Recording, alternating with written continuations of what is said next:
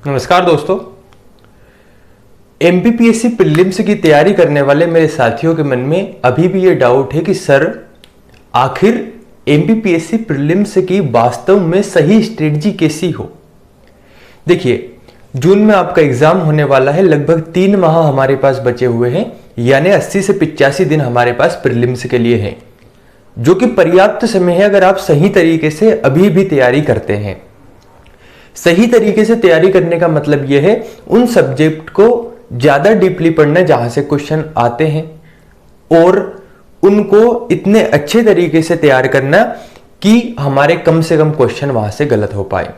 साथियों, अगर हम प्रीलिम्स की बात करें तो जून में हमारा एग्जाम होना है। इसके पहले हमें सबसे पहले क्या करना है, अगर हम इसकी स्ट्रेटजी की बात करते हैं तो देखिए, स्ट्रेटजी कब बनाई जाती है। स्ट्रेटजी तब बनाई जाती है जब हमें कम समय में या स्मार्ट वर्क करके अच्छा परिणाम प्राप्त करना हो। और अच्छा परिणाम प्राप्त करने का एक सबसे अच्छा तरीका है पुराने पेपर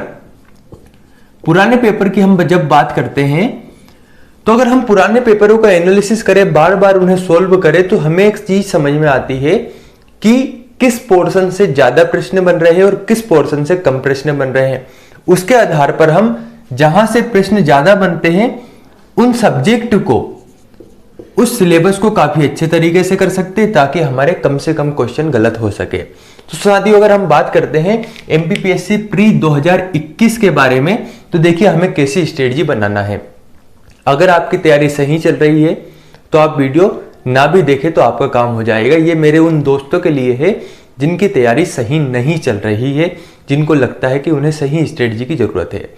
देखिए, सबसे पहले कार्य आपको क्या करना है कि 2014 से लेकर 2020 तक के जितने भी पेपर पीएससी के हुए हैं उन पेपरों को लगभग 3 से 4 बार सोल्व करना है।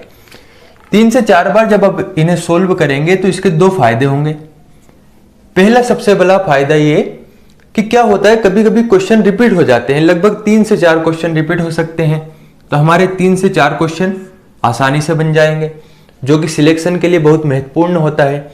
दूसरी चीज ये कि जब हम इन्हें बार बार सोल्व करते हैं तो इन्हें सोल्व करने से हमें प्रश्न के बारे में या क्वेश्चन पेपर के बारे में एनालिसिस जो होता है, वे एनालिसिस हम आसानी से कर सकते हैं। जिससे होता क्या है कि हम ये समझ जाते हैं कि कहां से प्रश्न ज्यादा बन रहे हैं। अब देखिए, जब आप 14 से लेकर 20 तक के प्रश्नों को बार बार रिवाइज करेंगे, बार बार उन्हें देखेंगे, तो आप एक चीज समझ जाएंगे कि जो एमपीजीके है, एमपीजीके से सबसे ज्यादा प्रश्न बनते हैं। इसके बाद अगर हम बात करें करंट अफेयर्स, तो करंट अफेयर्स से भी क्वेश्चन बनते हैं। तो ऐसे आप बार बार जब उन पेपरों को देखेंगे तो आपको ये समझ आ जाएगा। तो उसी के आधार पर मैं यहां पर स्ट्रेटजी आपको बतला रहा हूं। अगर आपको सही लगता है तो आप इसे फॉलो कर सकते हैं। देखिए, बात करते हैं इन पेपरों के बेस पर या सही स्ट्रेटजी के बारे में। अगर हम 70 से 75 क्वेश्चन के बीच सही कर पाते हैं तो हमारा सिलेक्शन सुनिश्चित है। ठीक है। जब हम एमपीजीके की बात करते हैं तो हमारा सिलेबस 10 यूनिट में विभक्त है, 10 यूनिट में डिवाइड है। इसमें से 3 यूनिट जो है, 3 इकाई जो है, वह केवल एमपीजीके से है और लगभग 30 से 35 प्रश्न हमारे एमपीजीके से आते हैं। इसका मतलब क्या है कि हमें एमपीजीके को इस तरीके से तैयार करना है। और इसके पहले मैंने जब बुक्स के बारे में चर्चा की थी तो मैंने वहां पर बोला भी था कि एमपीजीके काफी डीपली आपको तैयार करना है। इसके एमसीक्यू या कह सकते हैं ऑब्जेक्टिव क्वेश्चंस को भी लगाना है। लगभग 30 से 35 प्रश्न हमारे एमपीजीके से पूछ लिए जाते हैं।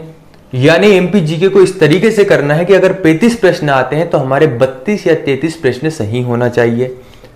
इसके बाद बात करते हैं, इसी के साथ में आपको तैयार करना है आयोग की मैं इसलिए कह रहा हूं, आप अगर जो विगत प्रश्न है या विगत जो पेपर हुआ है उस पेपर को देखेंगे तो आप पाएंगे 2 इकाई आपकी नई जुड़ी हुई है। एक है आयोग और दूसरी इकाई है आईटी, यानी कि सूचना एवं संचार प्रौद्योगिकी।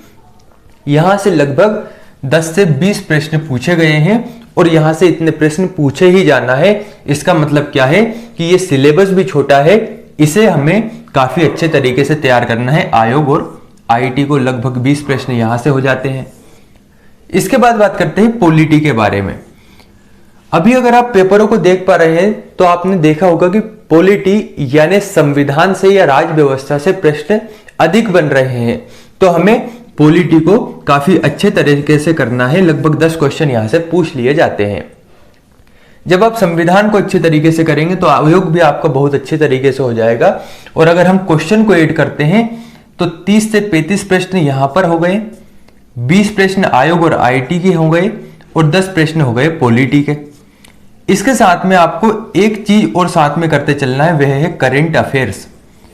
करंट अफेयर्स को इतने अच्छे तरीके से करना है कि यहां से भी लगभग 10 क्वेश्चन बन ही जाते हैं।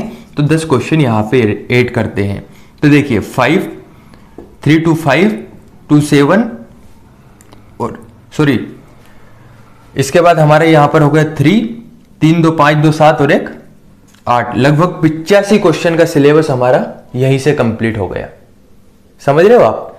यानी अभी हमने polity, history, geography, science, economics, environment इनकी बात ही नहीं की और लगभग 80 से 85 हमने 20 को यहां पर डबल जोड़ दिया है ना, सॉरी।